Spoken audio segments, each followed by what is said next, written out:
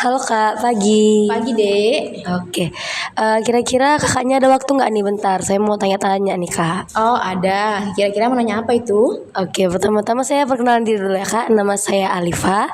Saya dari SMA Harapan Mandiri nih Kak. Oke, apa? Iya. Oke, saya mau tanya-tanya kakaknya terkait masyarakat heterogenitas nih Kak. Kira-kira kakaknya bersedia nggak ya? Boleh banget. Silahkan. Oke, saya mau tanya dulu nih kakaknya. Kira-kira namanya siapa dan tinggal di mana nih Kak? Oke, nama kakak Kak Rahma. Kakak tinggal di Jalan Jerman 11, Panglima Denai, Komplek Green Liberty.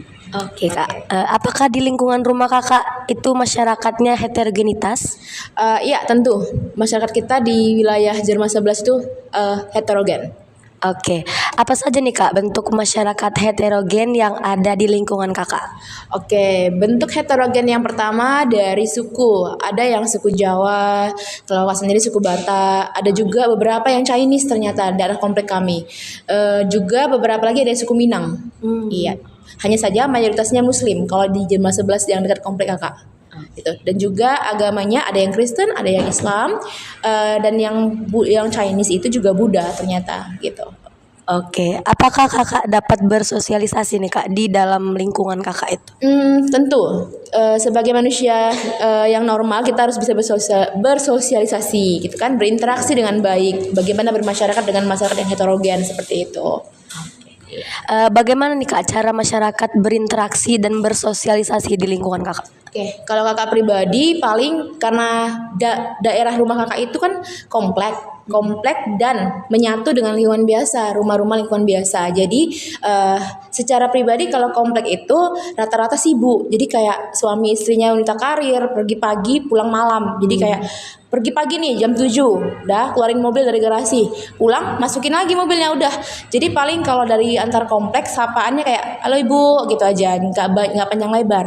Hanya karena kakak juga berinteraksi dengan lingkungan biasa, yang kadang kakak beli sarapan atau gimana, kalau yang sama lingkungan biasa orang-orangnya jauh lebih friendly. Jadi maksudnya bukan lebih friendly ya, lebih punya waktu untuk bertanya. Contoh nih lagi beli lontong nih kan, gimana kerjaannya sekarang sampai sedetail itu. Jadi gimana kabarnya, apa sekarang kegiatannya, lebih detail mereka gitu dibanding yang wilayah komplek. Walaupun sebenarnya mungkin terbatas waktu kalau yang orang komplek. Tapi kalau hari Minggu orang komplek tuh pada keluar kayak main badminton, olahraga seperti itu.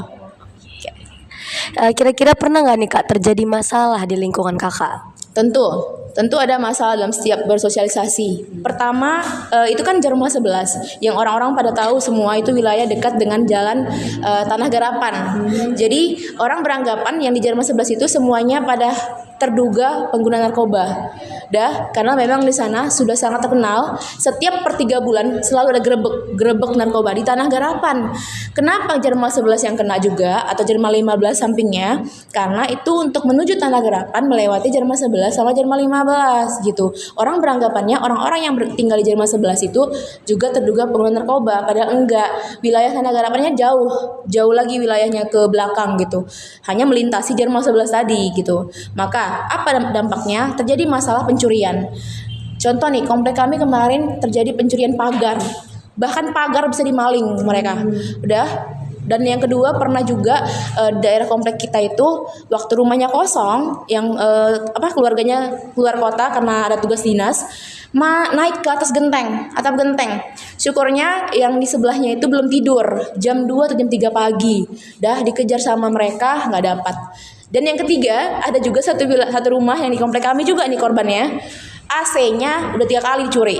2 kali nggak dapat orangnya, sekali dapat pelakunya digebukin di sana. Digebun, curi AC dia, karena memang rumah itu sering kosong karena tugas dinas keluar kota gitu. Lumayan banyak ya Kak konfliknya. Iya, lumayan banyak. Oke, menurut kakak apa nih dampak dari masyarakat heterogen di lingkungan kakak? Dampak dari masyarakat heterogen di lingkungan kakak, tentu saja itu membantu kita membentuk karakter sebagai manusia bersosialisasi. Jadi bagaimana kita mampu menghargai perbedaan sesama lain, baik dari segi suku, agama, pola pikir, dan bagaimana berinteraksi dengan baik antar mereka itu kan harus saling menghargai gitu. Iya. Bagaimana nih Kak masyarakat di lingkungan kakak menjaga toleransi dan kedamaian? Oke, sebelumnya tadi doa kak bilang kuncinya adalah saling menerima dan menghargai. Karena misalnya nih di komplek kakak itu kan ada yang suku Batak, agamanya kebetulan Kristen. Jadi kita kalau di Muslim tuh wirid. Kalau mereka tuh namanya pertamiangan dan acaranya biasanya kalau nggak sore malam. Jadi itu kan kena jam maghrib sama isya. Nah di ibadah mereka itu kayak ada nyanyi-nyanyi gitu. Ya kita karena itu acara mereka ibadah, kita juga ibadah.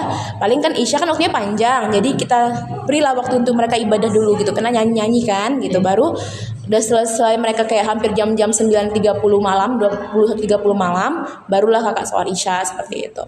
Itu tiap hari begitu Kak? Enggak, karena kan cuma sekali-sekali. Pertamian itu kayak weird, kayak per bulan sekali, per bulan atau lebih, malah nggak terlalu rutin sih. Makanya apa salahnya kita saling menghargai gitu ya. Oke Kak. Oke mungkin segitu saja tanya-tanya kita hari ini Kak. Terima kasih atas jawaban dan waktunya ya Kak. Terima kasih sama-sama. Semoga membantu jawaban atas pertanyaan kalian ya, atas kamu ya, Dek. Oke terima kasih Kak.